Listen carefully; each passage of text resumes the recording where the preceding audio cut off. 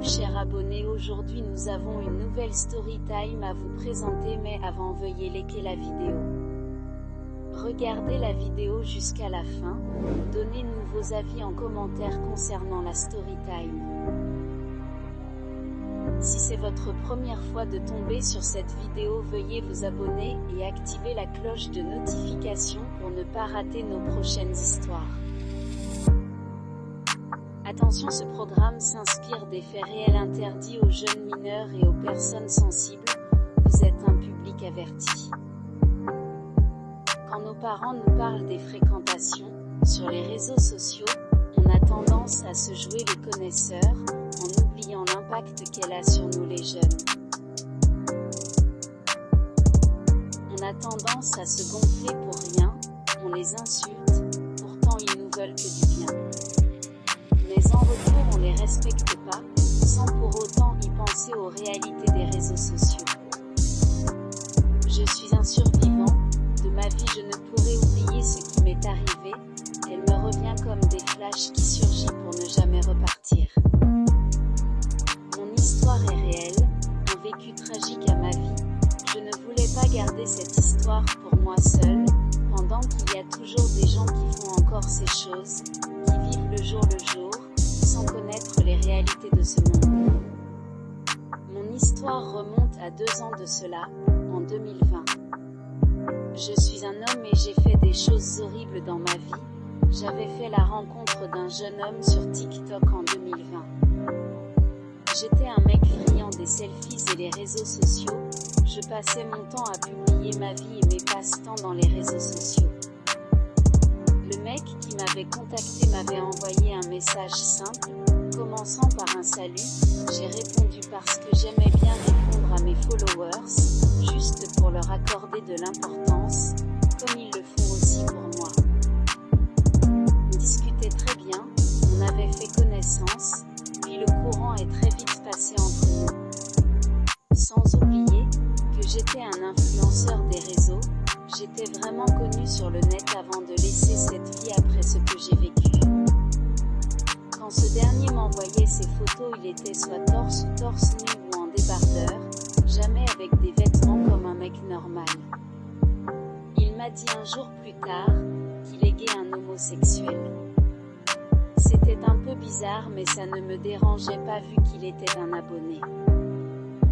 Pendant des mois on parlait, jusqu'à ce que je perçois des sentiments à son égard, pour ne pas dire tomber amoureux de lui. Plus tard il me fait comprendre qu'il est aussi un influenceur comme moi, mais gay et éperdument amoureux de moi. Je n'étais plus surpris car c'était réciproque. En visitant sa page, c'était vrai, il était très reconnu, il ressemblait beaucoup à une femme, il avait un teint clair, un tatouage sur la poitrine et à l'arrière de son dos. Il était très beau et très riche, nous avons précipité nos retrouvailles. Le mec vivait à New York pendant que je vivais à Paris, il a pris le vol pour me rejoindre à Paris quelques jours après.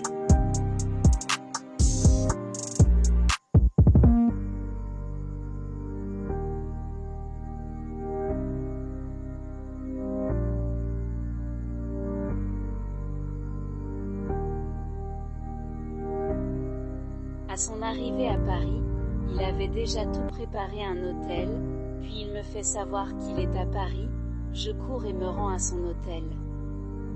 Au début j'étais réticent, je me demandais si c'était vraiment ce que je voulais, mais le désir prit le dessus de moi, il m'avait séduit et on avait fini par passer à l'acte. C'était ma première fois de me faire pénétrer par un homme comme moi. Le mec avait passé une semaine à Paris avec moi.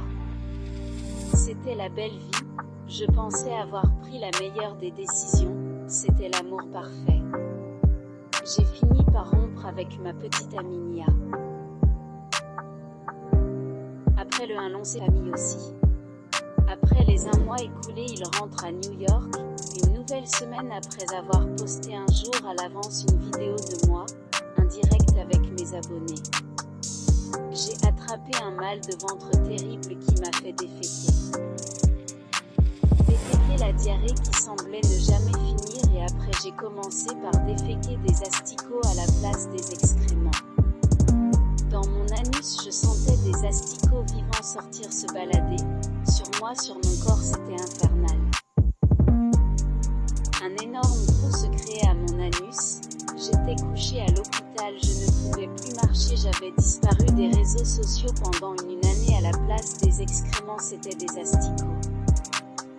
Ma famille n'avait trouvé de solution, on m'a envoyé à l'indigénat dans mon pays natal au Tchad et c'est après avoir rencontré un imam que je respecte beaucoup qui m'a guéri et c'est grâce à lui que je suis devenu musulman et j'ai repris mon ancienne vie sexuelle.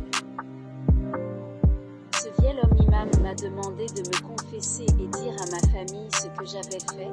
Personne de ma famille ne pouvait imaginer que ça avait un lien avec mon ancienne vie d'homo. C'est donc ainsi que j'ai parlé puis l'imam nous a dit que le garçon était un brouteur qui a pactisé avec le diable. C'était un mec du Nigeria originaire qui voulait me sacrifier pour sa richesse et prendre mon étoile. Grâce à Dieu j'ai retrouvé ma guérison.